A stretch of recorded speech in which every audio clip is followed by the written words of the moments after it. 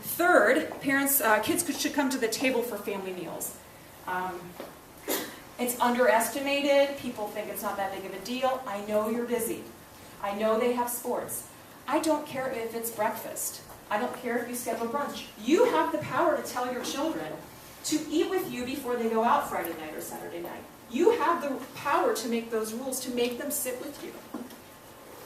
There's a manners, behavior, and respect thing. You work hard for the food to get to the store. You work hard to prepare it. You work hard to clean the dishes. These children need to learn manners, respect, and behavior. And people look at me like I'm nuts. I say, I would like you to, they come in for food allergies, and I give them all the food allergy stuff, and I say, let me talk to you about my philosophies. Make sure you're doing this in your home. I would like you to eat with your children. And they say, you really want me to eat with my kids? And I say, yes. And I explain the manners, behavior, and respect. And I then ask them, what did you do when you were a kid? She thought, oh, we always ate together. It's like, our generation, what happened here? What's happened? Is it the busyness? What is it? Pull back. Get sitting down with your kids. The older kids, they need that support. Manners, behavior, and respect. It's really important. A couple weeks ago, I worked with a couple people around the country, and I was asked to do a blog. And they said, what's on your mind? I said, family meals. They're on my mind. I think that people underestimate the kitchen table. I think they look at it and they think, oh, we're just going to present food on it, but it represents so much, and I want to read you my blog. It's called Take a Seat.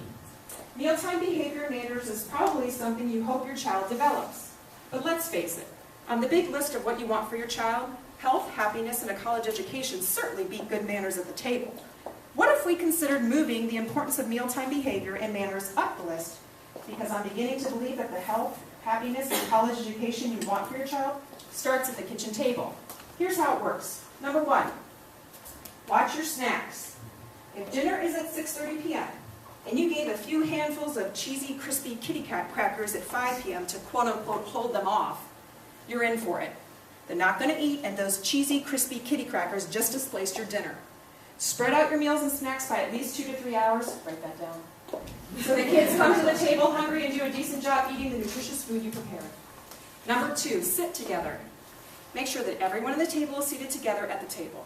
While kids' tables are adorable, don't separate the kids from the adults during mealtime. Gather around the table as a family. Eat, talk, laugh. Mealtime should be fun. Number 3, correct behavior. Kids learn by observation. How will they learn to use a fork, drink from an open cup, cut their food, or place a napkin in their laps if you do not show them? Mealtime also gives you an opportunity to spend time with your kids, which teaches them how to talk, listen, and communicate effectively. So how do these 3 tips get your child healthy, happy, and into college?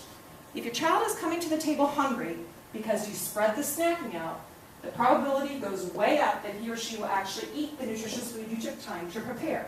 Your child is now healthy. Research has shown time and time again how valuable the family meal is for children because shared meals provide a sense of community, love, and support. Your child is now happy. Colleges are looking for people with high cognitive abilities that can also relate well to people. Eating as a family at the table gives your child exposure to both aspects of development.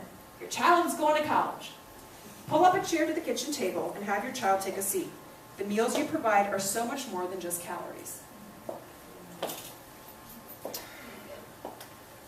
So, those are my feeding philosophies in general. Everybody that comes to my office, we spend a lot of time talking about those. Can you imagine giving that explanation, at the cocktail party? I don't want to hear that. Too much time. Let's get to the nitty-gritty of this talk here. You want my advice, right? How do I feed my kid the best I can? Here we go. I want them to eat more fruits and vegetables. Is this new? No. Do you need to be a pediatric dietitian to know this? No. Get your kids to eat more fruits and vegetables. Deceptively delicious. I get this question all the time. I think Jessica Seinfeld's adorable. I think her book is awesome. I just think you can't always hide broccoli and brownies. You got to show them what a stalk of broccoli is. So I believe in both. Throw the broccolis in the brownie if you want to get them some vitamin K, whatever, fiber, whatever, but then put some broccoli on the table, okay? Because they need to know what that is. Second is fresh food is best. Shop the perimeter of the grocery store. Go down to that farmer's market. That farmer's market in Laguna Beach is getting better and better, don't you think? Mm-hmm. It's so much better. It's such a joy to go there. It's so much fun. It's my pharmacy, It's my medicine cabinet. Fresh food is best. Read labels on packaged foods. Avoid artificial dyes and flavors. I got issues with dyes. I don't like them. It's not food. And try your best to avoid them. Trader Joe's, Whole Foods, Mother's, these types of places, flip the labels a lot more than you're doing. You'll be surprised. And what I want you to do too is if you're at some of the other places, flip the labels and just see how much there is in our food supply. Watch for high fructose corn syrup. Here's the thing. People always say, Melanie, high fructose corn syrup is killing us, isn't it? It's the badness. It's killing all of us. I want you to think about this. The high fructose corn syrup is in packaged foods. My bigger issue is the packaged foods. It's in other things. We talked about the milk earlier today. But I'm talking about packaged foods that I used to see eaten all the time, especially when I worked on the south side of Chicago. That's the bigger culprit is the packaged foods. If you're going to eat fresh foods, you don't have to worry about high fructose corn syrup. The other thing I want you to do when you're looking at labels on packaged foods is find foods with fiber that's more than 3 grams per serving. Now this may seem low to you, but I'm trying to be reasonable. I'm a reasonable person. And so, yes, you can find 5 and 8 grams and 12 grams and all that. But start with 3. That's a good place to start. Think before you drink. Do you know how many adolescents I've seen that have drinking those energy drinks that have heart palpitations and end up in the ER? Do you know that? It's horrific. Think before you drink. Have the conversation with your children. Think about the calories and the caffeine that's in them. These kids can't handle it, and you know, they're innocent about this. Some of them just don't know. They don't realize that they're feeling weird, and they end up in the doctors. So take a look at what they're drinking and talk to them and teach them how to read a label. I spend a lot of time with the teenagers looking at labels, teaching them how to read it. They get some of that in school, but it's enlightening for them. Limit added sugar. I want to explain something to you. I love fruit. I think fruit is great. I'm talking about added sugar. Fruit does, some have fruit sugar in it. But I'm talking about added sugar. So when you have a can of regular pop, you're getting 6 to 7 teaspoons in a 12-ounce can of soda. Do you know how many teaspoons? That's a recommendation, 12 teaspoons a day of sugar. Guess how much we eat in America a day average? 20, at least. At least. Watch your artificial sweeteners. They're everywhere. You go to the general store to find any kind of gum that doesn't have an artificial sweetener is difficult unless you go to Whole Foods and they use their xylitol in their gum. Stevia may be okay. It's sold at Whole Foods. Whole Foods is a good place. I know it's expensive. I don't work for them. I'm just saying. They're a good place because they really screen their food. They're very serious. They have to be. They have a reputation to be very serious. So they actually sell stevia there, and I'm okay with that. But really, I don't want you to use anything. Maybe pulling back and just having tea without any kind of sweetener is a good idea.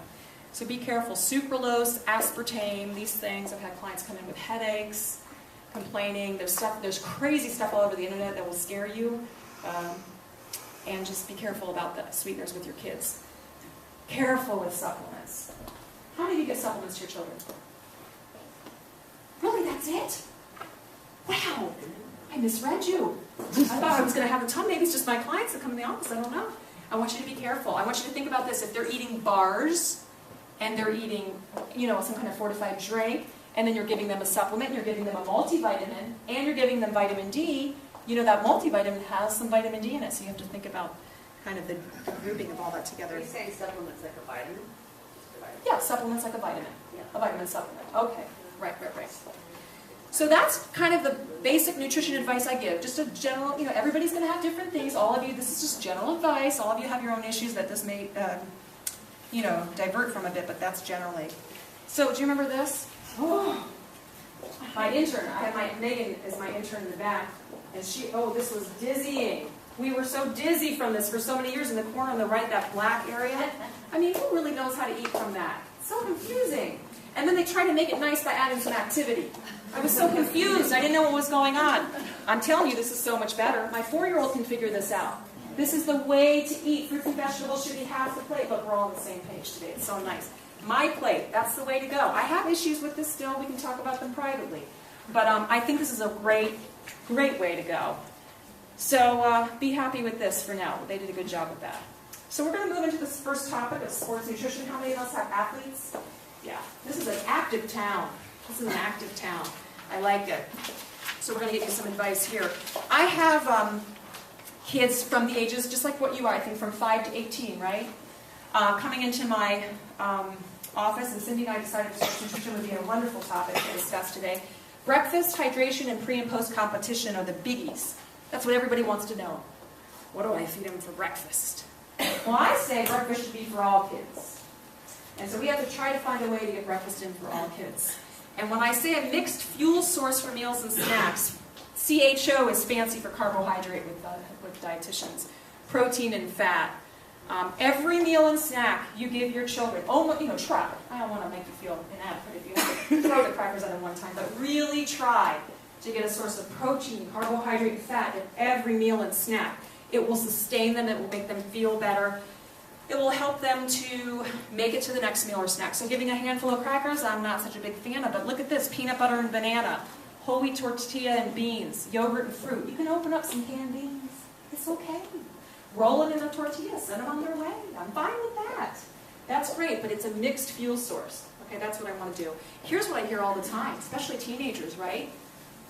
I'm nauseous, I'm not hungry, I don't feel like eating. And so I work with them because I really want to expand these kids to try to eat breakfast. I do think it's important. And so we'll actually begin very slowly, warm liquid, just warm water. I'll say, would you be willing to have some warm water for a week? Would you try that? And they say yes. A lot of them will say yes. Then we move to decaf tea. I don't want to give them the caffeine because I'm all afraid about the heart palpitations if they're not used to it. Then we may move to decaf tea with milk. Then we move to, can you believe a dietitian puts high quality hot chocolate on here? I'm just trying to, move them into a mixed fuel source breakfast. So what we may do is have them buy 2% milk. I know, 2%. Oh gosh. But it has protein and fat in it. You add a little bit of high quality chocolate, not some cruddy chocolate. Give it to your child and let them see how they do. And then that's a nice movement towards smoothies, which some kids just stop right there. I think we talked about that earlier.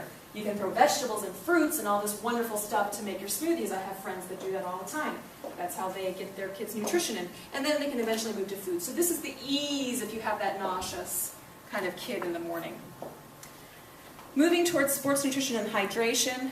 It's shifting, sports nutrition. Anybody heard about all the research that's coming out? Like, do we really need 6 to 8 glasses of water a day? You guys have been reading that? The researchers are like, where did we get this recommendation? They're looking back in the literature and they're thinking, I really don't know where we got this. It's kind of crazy. So we used to say, the body's not good at thirst, or we have a delayed thirst mechanism. And I think what we need to do is really rely on our body. Our body is a fine-tuned machine. And if you feel thirsty, you should drink. Now, when you add sports on top of it, you need to be a little bit more diligent. And so these are general guidelines. You will see these vary. I looked at probably 15 different places for this variation. Pre-event, before the big game, 10 to 16 ounces, 1 to 2 hours before. You don't want to flood these kids. You want them to pee. You want them to pee before the event so they're not sloshing around on the football field or the soccer field or in the swimming pool. Okay? So 10 to 16 ounces, 1 to 2 hours. During, they should probably be, taken back 4 to 8 ounces every 10 to 20 minutes. And then post-event, 16 ounces per pound of weight loss. Now, everybody, how are you going to figure out your weight loss? Guess what? I know. You got to put the kid on the scale. But what I say to the football players is weigh yourself with all your stuff on the scale. Go play your game or your practice, and weigh yourself after and see how much weight you lost. And if you did a good job of kind of maintaining your hydration while you're in your sports event, you probably shouldn't be that far off. Because 16 ounces per pound of weight loss, you have to lose 3 pounds, that's a lot of water. So this can be done over time, and they can kind of gauge it to thirst. Sports drinks. Oh, I have stories. There's great stuff about sports drinks. The taste is perfection, I think. Don't you think? It's perfection. It just, you want to drink more. It's not too sweet. It's not too diluted, and it may help with the absorption of fluid because you're drinking more, and the electrolytes. The bad is that there are artificial dyes, and there are artificial sweeteners, and there's, artificial flavors, sweeteners, and caffeine. And so I've been meaning to write these sports drink companies for months, but I was busy writing Old Navy. Because I went to Old Navy the other day with my children, and they didn't want to be there anyways, and they were freaking out. And then, this was not the other day, it was like 6 months ago. They're freaking out, and then we get up to the cash register, and guess what's there? Candy. Have you been to Old Navy? I don't know. There's candy everywhere, so they're mad they're already in there. Then there's candy everywhere, so I wrote Gap Inc. And I said, I like your clothes. I think they're great. My kids look cute in them. They wash well. They wear well. Get the candy out. It's not a candy store, it's a clothing store. And they wrote me back and they said, Pinky, we're so glad you like our clothes. well, consider that. And I went there last week and the candy's still there. They did not consider it. I was really upset. I don't know, I'm trying. But I did walk up to the sports drink people a couple weeks ago. I had a meeting for the American Dietetic Association in San Diego. And I said, excuse me, take your artificial dyes out of your sports drinks. I'm a pediatric dietitian, I'm worried about the kids. What messages to send me? We're getting these kids all active, and then we're throwing artificial crap down their throats. And they said, thank you. We are actually coming out with a natural drink, and I got very excited about this. I said, great, but it's not in California yet, which I thought was weird, because usually California gets that kind of stuff. But anyways, so they're on the right track, so be watching for that. Flip those sport drinks over and see. And the question here is it necessary? Yeah, everybody has different reasons for why they use sports drinks, and that's okay. But for activity, we're talking about sports nutrition, it's probably most useful for greater than an hour of activity. So if you've got a kid running around in soccer for an hour, they're pretty sweaty, it's a good idea to probably use some kind of a fluid electrolyte replacement. But you can do it yourself. I'm going to hold questions till the end. Thanks. Just write that down for me. Homemade sports drinks. You can do it yourself. Just go to Google. Just write homemade sports drinks and call it a day. Chill it, serve it in the water bottle, and go send your kid off. There's lots of different ones that you can try. And see how they feel with it, okay? Don't change that, please. I will not change this. Okay? You can look this up. This is great stuff. Something to think about. Something to save you money. Okay? All right. Here we go. Chocolate milk. Who's heard about chocolate milk in sports recovery? Anybody?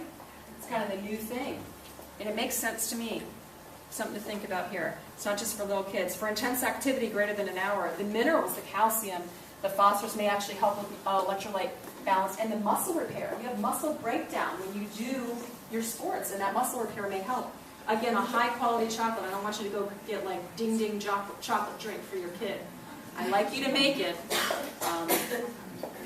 That'd be best.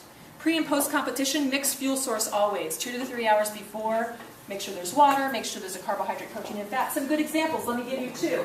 You could actually make a baked potato, put some broccoli on it with cheese. That's a source of protein, mostly carbohydrate, but has some protein in there to give them energy. Whole wheat spaghetti with turkey meatballs. Mostly carbohydrate, but has some protein to kind of give you that extended energy. Something to think about.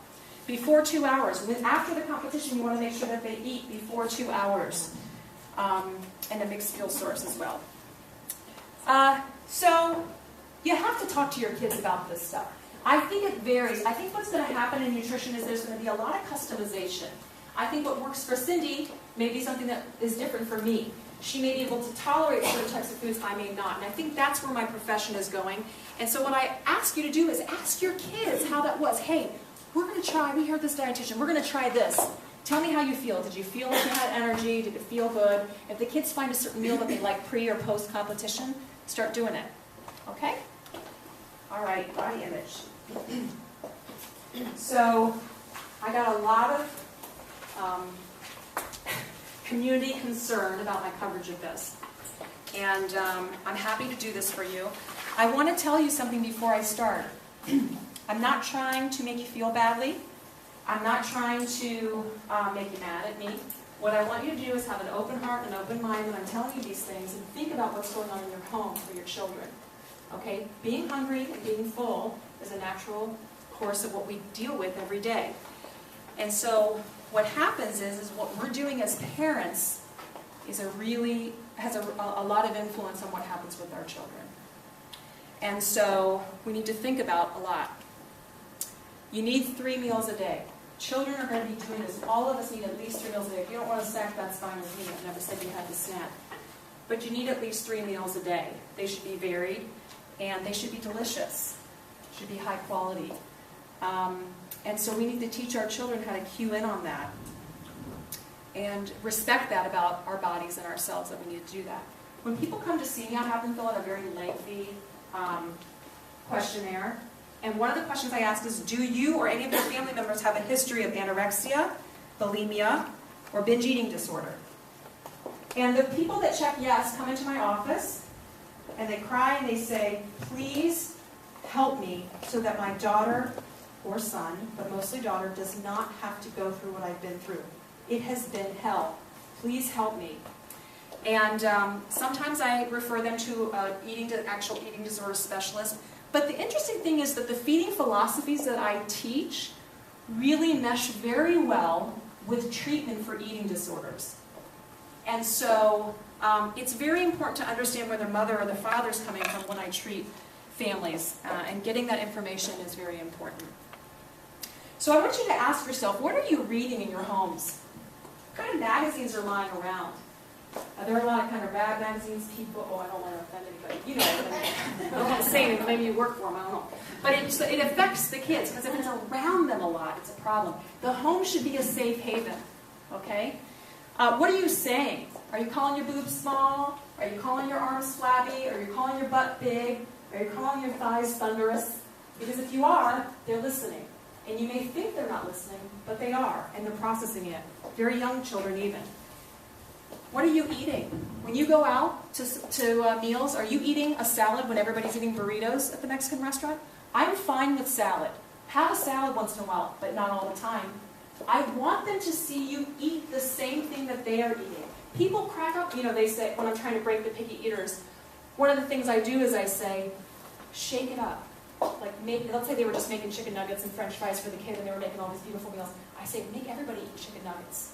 Everybody gets chicken nuggets and fries. The kids need to, there's like a validation there. It's like, oh, mommy's doing this too, I need to do it too. It doesn't matter what age they are. It's important for them to see it. What are you watching? What are you watching on TV? Are you watching on TV these ladies walking around saying, my butt's so big, my butt, because that affects them too. That affects them too. And you're exercising. Are you exercising not enough? Are you lying around and being lazy? Or are you exercising too much? 2 hours a day? Missing events because you have to exercise? Ask yourself these questions. Your children are watching and they're learning. This is unavoidable. If I hear that 1-800 get thin, like, have you heard it? Oh my God, I'm in the car with a 4 and a 5-year-old and I keep hearing this, and like, what's that about? You know, it's unavoidable. But what I want you to do is make your home a safe haven. I want the home to be safe. I want the home to be open so that the children can grow up understanding some of this. Others influencing body image, coaches making comments. I was a swimmer for years. My parents are actually here in the back. I don't know if you know this story. I'm going to tell it now. But I had this coach, and I just got out of the water. I was 15 years old. I was a little bit pudgier than I am now. I really was, and that's okay, but I just was.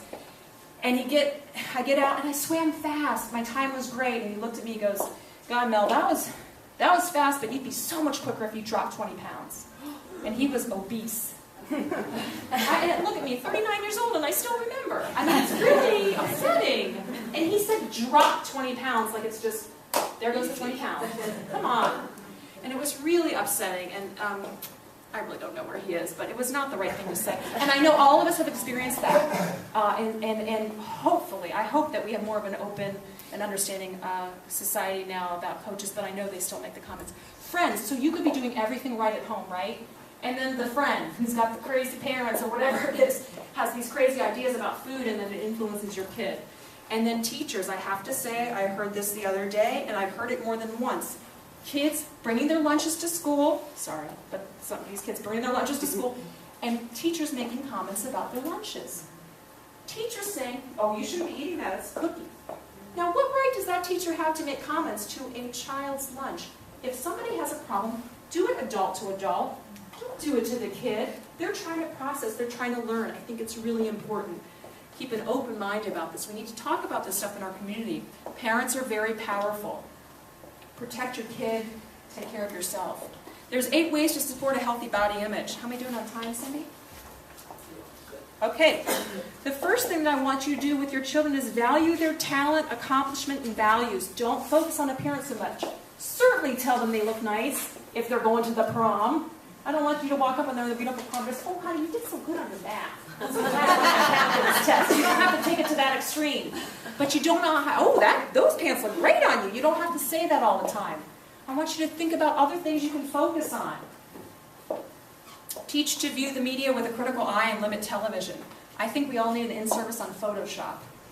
Tell your children, explain to them, maybe find a video on YouTube explaining what Photoshop does so they understand. A lot of these celebrities now are getting mad because they're like, oh, this is not what I look like.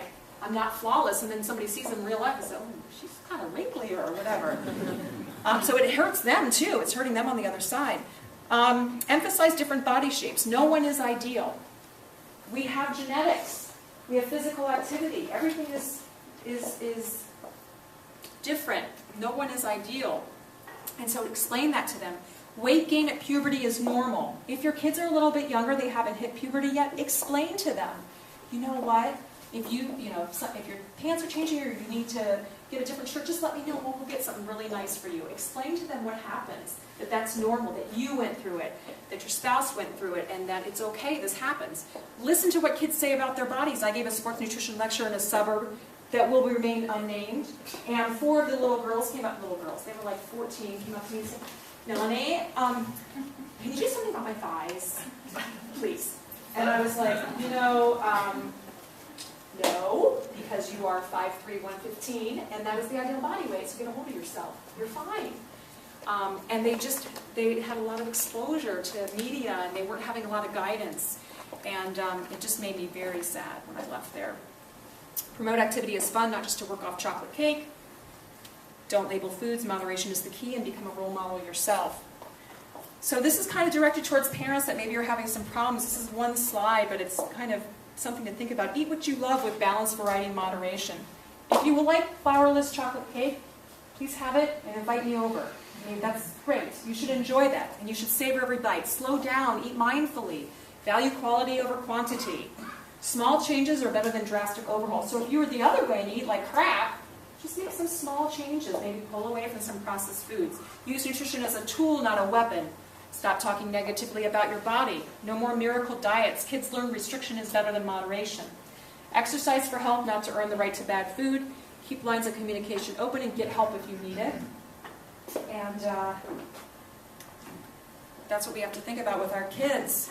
They're very impressionable, and we need to take steps, again, to make that home safe and to work as a community to try to get these kids to really tune into their bodies and appreciate and get excited when they're hungry to eat good food. So now we're going to move into the hot topics in nutrition. Vitamin D, all over the news. Everybody's deficient, aren't they? We are all deficient.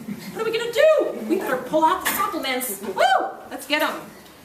Well, vitamin D is actually a hormone, and what it does is it maintains the blood levels of calcium and phosphorus, aids in absorption, and the body can actually make it from the sun, which is kind of cool. 10 minutes per day. Please take off your sunscreen. Can you believe I'm saying that? But I want you to, because that's how your vitamin D is going to be made naturally. And I'm a natural girl before I'm a supplement girl, so sunshine and food sources are going to be what I'm going to tell you to do. Fish, egg yolks, fortified milk, or fortified orange juice is going to get you a good source of vitamin D.